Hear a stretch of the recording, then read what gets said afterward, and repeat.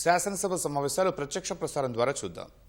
ముఖ్యమంత్రి ఛాంబర్ ముందు కూర్చొని బైఠాయించి ధర్నా చేసే దుస్థితి రాష్ట్ర ప్రభుత్వంలో ఉన్నదంటే గతంలో ఏ రోజు లేని విధంగా ఈ రాష్ట్ర ప్రభుత్వం ఉన్నది అధ్యక్ష. ఇది వాస్తవం కాదని అడుగుతా ఉన్నాను అధ్యక్ష.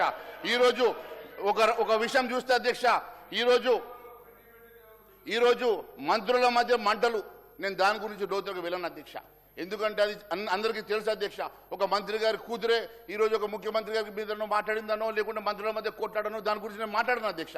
ఎందుకంటే అది అందరికీ తెలిసిన అంశం కాబట్టి నేను ఆ విషయాలలో మాట్లాడిన అధ్యక్ష. ఈరోజు ఒక మంత్రి గారి పిఎన్ని బంధుకు ముందర పెట్టుకొని గన్ను ముందర పెట్టుకొని మాట్లాడినటువంటి దుస్థితి రాష్ట్రంలో ఏర్పడ్డదంటే ఇంతకన్నా దుస్థితి ఏమున్నదని చెప్పి నేను అడుగుతా ఉన్నాను అధ్యక్ష. ఈరోజు నిజాయితీకి తావులేదు అధ్యక్ష. ఈరోజు పరిస్థితి, ఈరోజు ఈ రాష్ట్రంలో ఒక ప్రిన్సిపల్ సెక్రటరీ రిజ్వీ లాంటి వ్యక్తి, ఒక సీనియర్ ఆఫీసర్ ఈరోజు తట్టుకోలేక రాజీనామా చేశారంటే ఈరోజు ఈ రాష్ట్ర పరిస్థితి. అధ్యక్ష, ఇవాళ బీసీల గురించి చెప్తున్న ఆయన, రాష్ట్రంలో ఒక బీసీ అధ్యక్షుడు ఉంటే తీసేసి అప్పర్ క్యాస్ట్ ఇచ్చిన ఆయన కనీసం ప్రతిపక్ష హోదా కూడా బీసీకి ఏళ్ళు బీసీల గురించి మాట్లాడుతున్నారు. ఇవాళ మా బీసీ బిడ్డ ఒక మంత్రి అయితే శాఖను మంత్రి తక్కువ చేస్తున్నాడు అంటే గొర్రెలు బర్రెలు అంటే అంత చులకనా?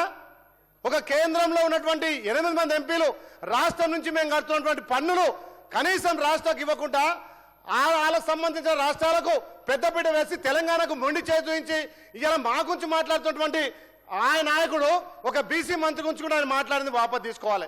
రాష్ట్ర అధ్యక్షుడు ఒక బీసీ బిడ్డ ఉంటే ఓర్వలేక ఎలక్షన్లప్పుడు బీజేపీ బీఆర్ఎస్ పొత్తు కోసం ఇలా ఒక బీసీ బిడ్డను తొలగించినటువంటి మీ పార్టీ మా కాంగ్రెస్ పార్టీ గురించి మాట్లాడే నైతిక విలువలేదు. ఇలా మా ముఖ్యమంత్రి రెడ్డి బిడ్డ ఉన్న బీసీల కోసం 42% ఇలా ఉద్యోగ ఉపాధి రాజకీయాల్లో అవకాశం ఇచ్చిండు.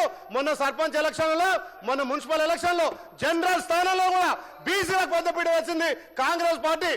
ఇలా మా రాహుల్ గాంధీ ఆలోచన మా ముఖ్యమంత్రి ఇలా తెలంగాణ భారతదేశానికి కూడా మొదలైంది. ఇలా మీ మోడీ గారు మన రాష్ట్రాన్ని ఆదర్శంగా తీసుకొని ఇలా జలగణంలో కులగన పెట్టిండు. ఇది ఆదర్శం కాదా భారతదేశం తెలంగాణ?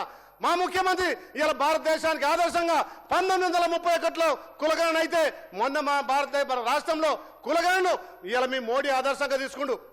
దీన్ని మీరు పరిగణన తీసుకోవాలి. ఇలా మా ప్రతిపక్ష నాయకుడు మాట్లాడిన మాటలను ఒక బీసీ మంత్రి మీద మాట్లాడిన వాపసు తీసుకోవాలని చెప్పి నీకు సభ డిమాండ్ చేస్తున్నాను అధ్యక్ష.